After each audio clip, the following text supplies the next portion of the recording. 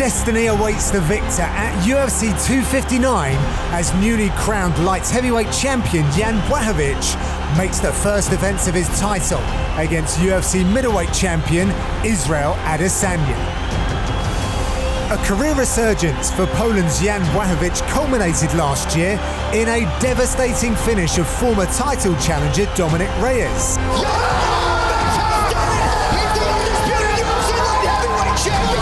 Now he returns to action to defend that gold belt against a man seeking greatness.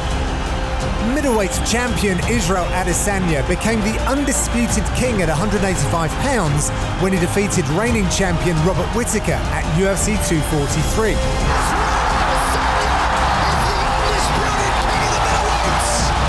And after making two further defenses of the title, the Last Stylebender looks to add to his legacy and capture a second title.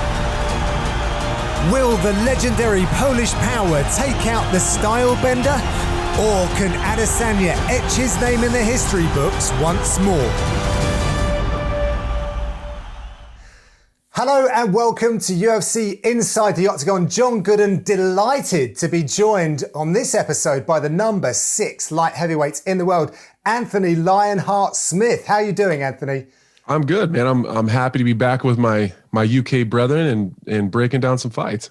Love it. Now, I'm so happy that you're here for this one. UFC 259 pitches the champion of your division, defending his belt for the very first time against the middleweight champion. You, of course, were a contender at middleweight as well. So I don't think there are many people that are as well positioned as you to tackle all of the variables that we have in this one. So straight off the bat, what do you think about this fight? First title fight for Jan Blachowicz, but for Adesanya, he could make history as well.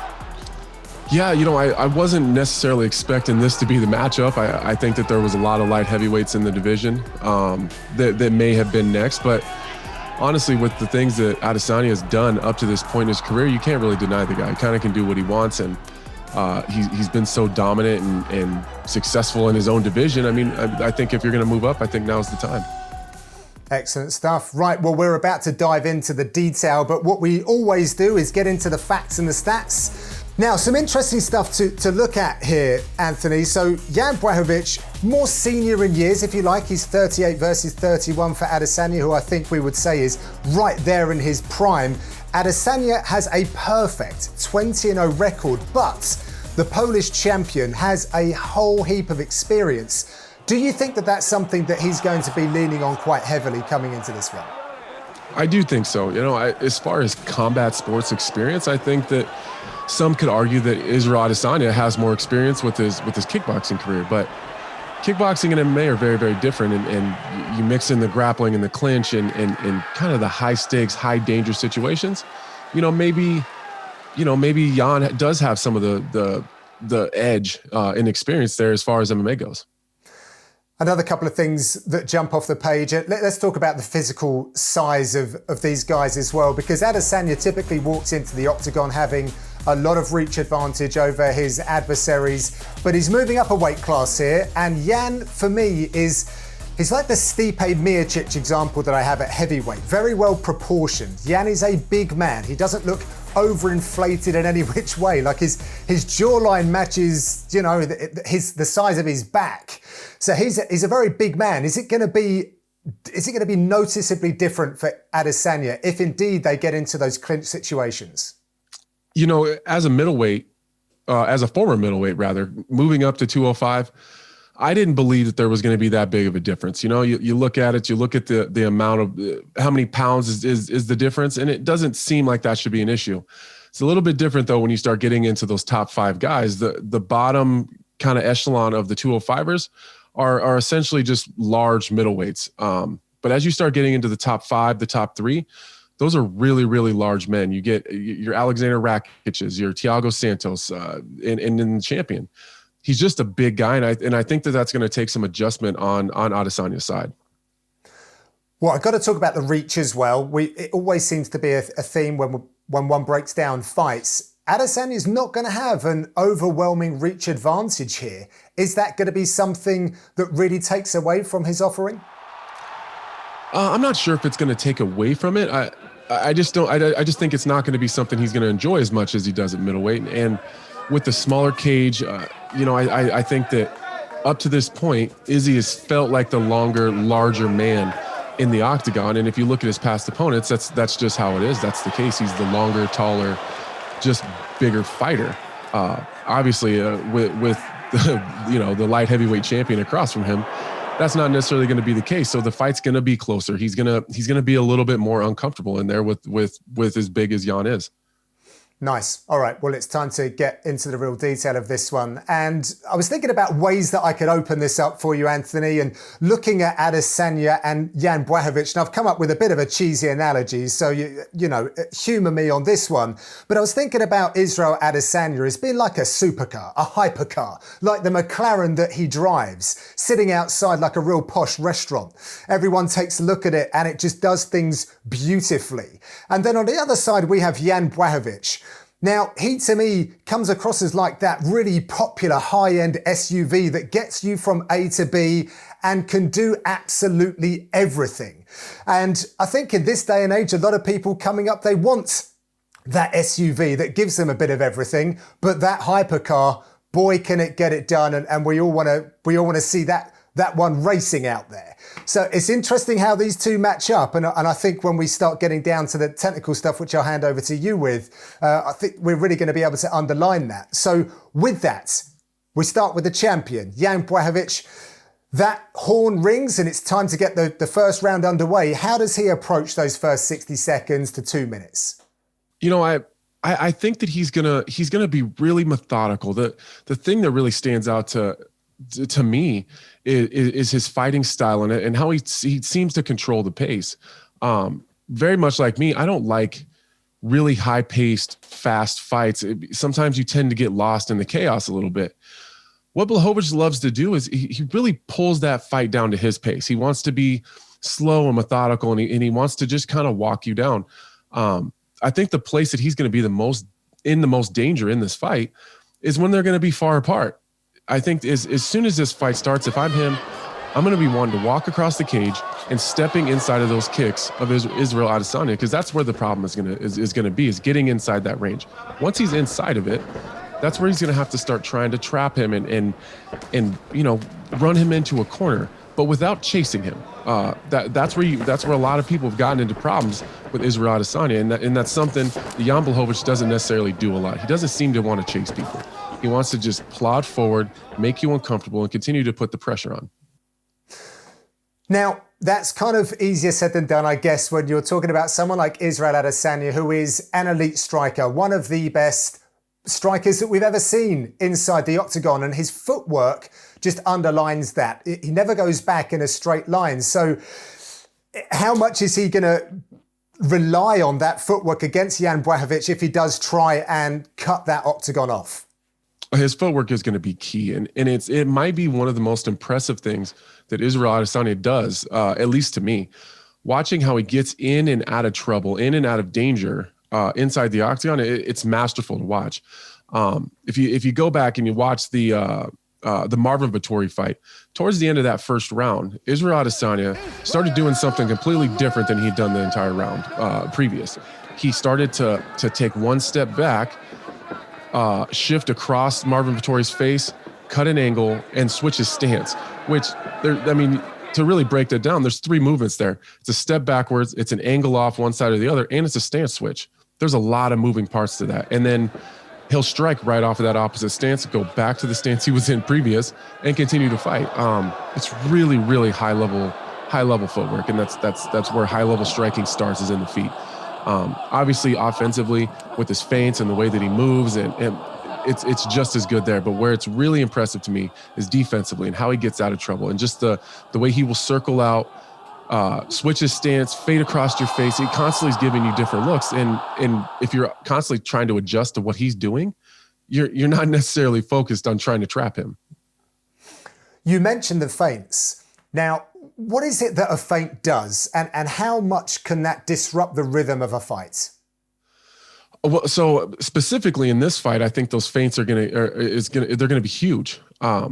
Feints essentially are fakes, right? And you don't want your opponent to know when you're going, when you're not going, and you got to constantly give him something to react to, and that's all you need. A feint is just to get a reaction. Izzy feints constantly, so you never actually know if he's coming, and it's very off-putting, especially if you're a counter striker like Jan Blachowicz is. He wants to go as you go. So once Izzy starts to throw a punch, Jan wants to get inside of that, slip the punch on him, slip the punch one way or the other, and then bang the counters.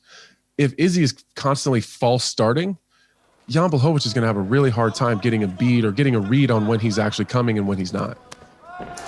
So let's assume that Jan is able to corral Izzy into those closer quarters. What have we seen from him that makes him so dangerous if indeed he's able to get into those ranges?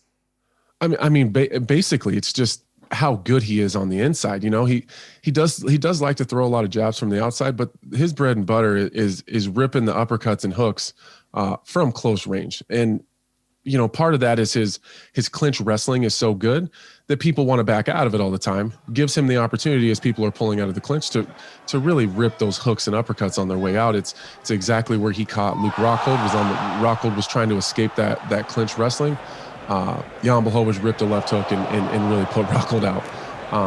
It's the exact same situation that he finished Reyes in. He really set that up from the body kicks, but as soon as they were in the clinch and they were close, it's almost like a button goes off in his head. As soon as they're within, in that middle range, it's really fun to watch him just turn on, and it's like a video game. It's hooks, uppercuts, and these really, really sharp left hooks. It's very fun to watch Jan Blachowicz fight in the clinch. And what's really exciting for us fans, and I guess analysts as well, in looking at this one, if my memory serves me correctly, Israel Adesanya is pretty damn good in those ranges as well. And if we look at the Whittaker fights and also the Paulo Costa fight, that's where he gets it done. But can you talk about how he enters those ranges and just how devastating he can be?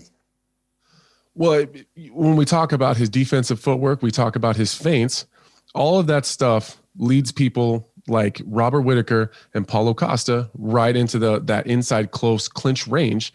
And for whatever reason, Izzy has found a way to be super effective with a 80-inch reach on the inside. So the fun part for me is I believe that Israel Adesanya and Jan Blachowicz are both very willing to fight on the inside. And I think that's where they both do their best work. But that starts with Izzy's footwork. It starts with his feints to try to get Jan Blachowicz to crash. He needs to make him frustrated on the outside that he can't get in, and force him to sprint. When you sprint on a guy like Israel Adesanya, to him it's like shooting fish in a barrel. He's just waiting for you to come, and he's gonna crack you as you're crashing in. Lovely. Anthony, I'm going to pause you there for just a minute. We've got to take a break right now. Plenty more coming on the other side of these.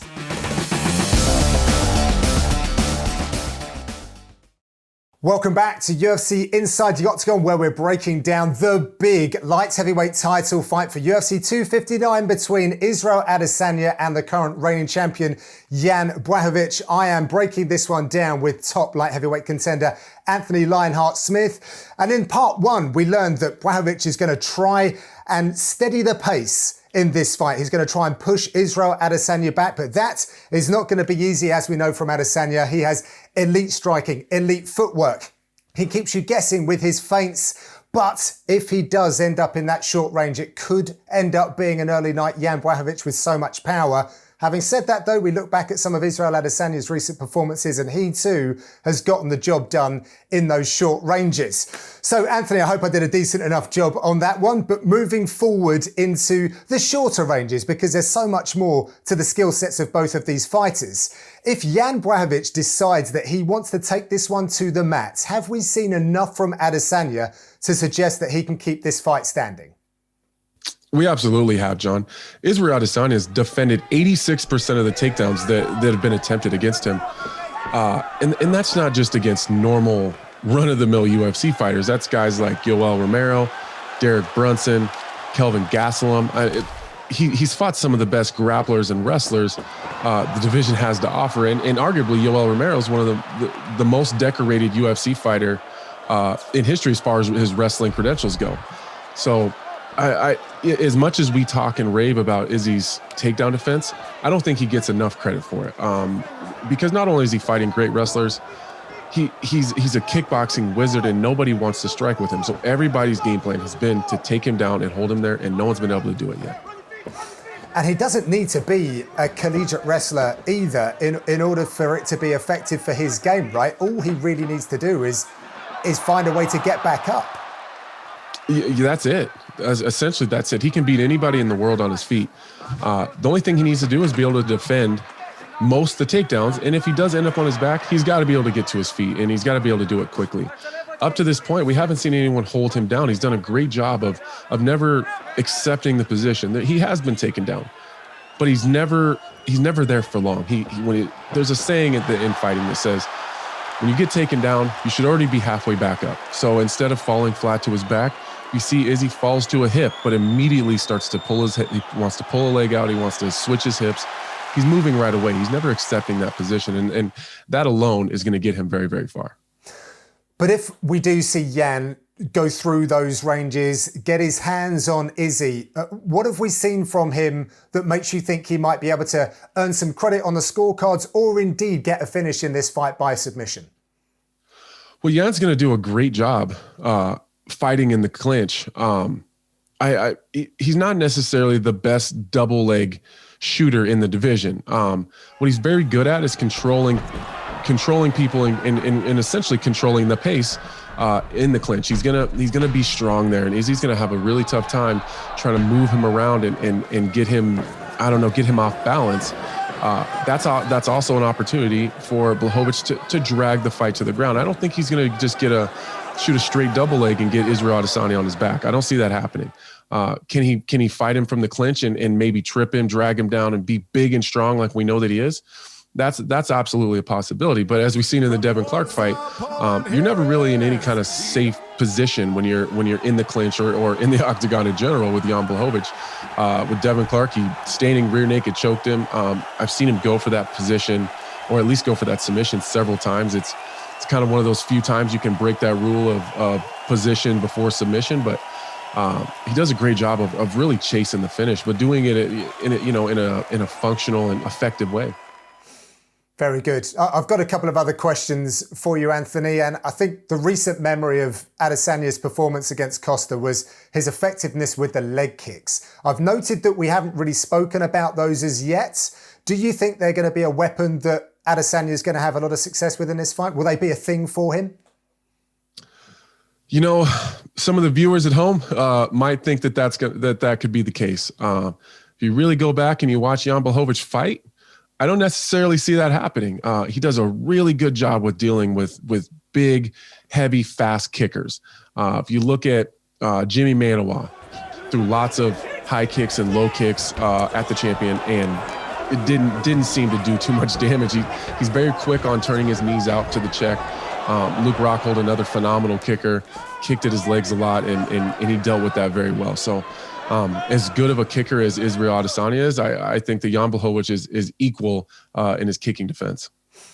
A couple of other things that I want to talk to you about, and one of them is something that we both share, and that's being a father. Since we last saw Jan Blachowicz, what a 6 months it was for him, by the way, picked up a title and became a father as well.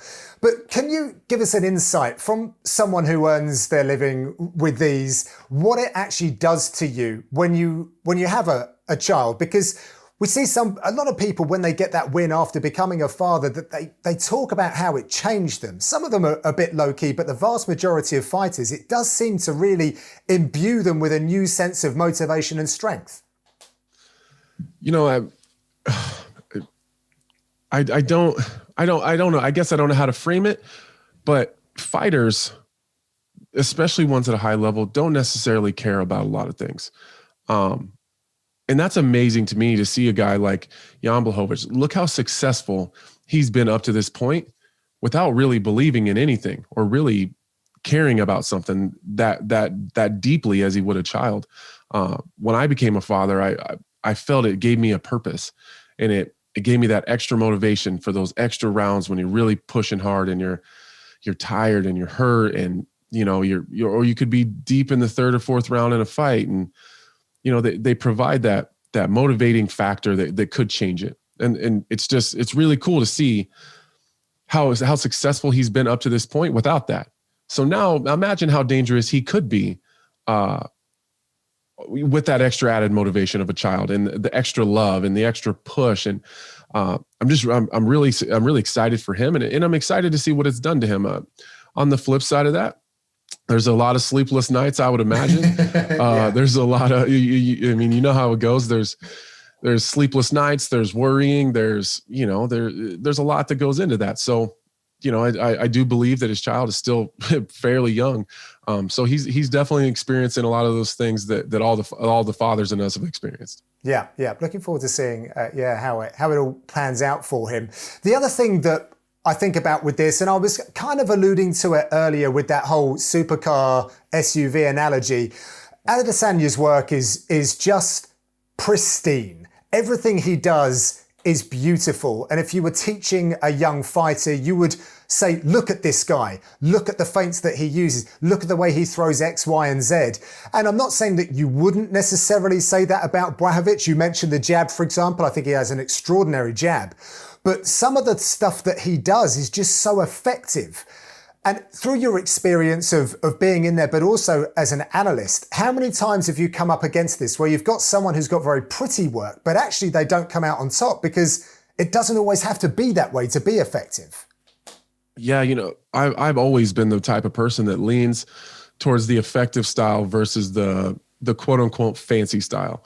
And that's not saying the Israel Adesanya style isn't effective. It is very pretty, but this might be an easier way for maybe the viewers at home. As soon as Israel Adesanya gets older, or he slows down one tick, or his vision is just a little off, just one tick, you're gonna see a different fighter. And obviously as he gets older, he's gonna be able to adjust. He's gonna be able to change his style, and he'll have to do that though because of the way that he fights. It's very much based on speed, his vision, and his youth. That's just the way that he fights. Jan Blachowicz doesn't have those problems. His style works as a young fighter, as a middle-aged fighter, or even as an old fighter. That style will always work, and he won't have to adapt that too much. Obviously, he's going to continue to get better and work on his game. But I think that's the biggest difference for me is his style and the way that he fights. And I'm talking about Jan Blachowicz will always work.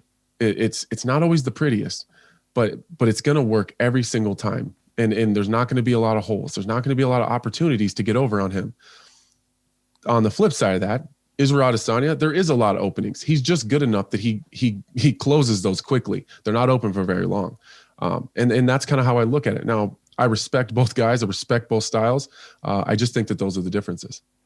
Wonderful stuff. Fascinating insight, Anthony. Thank you very much for breaking this down with us. Well, what a fight it is for us fans. It is for the 205-pound gold. It will be the first defense for Jan Blachowicz, but will Israel Adesanya add another belt to his collection? We shall see. UFC 259. If you want to keep the conversation going, use the hashtag #InsideTheOctagon, tweet @UFC Europe. Thank you for watching. We'll catch you at the next pay-per-view.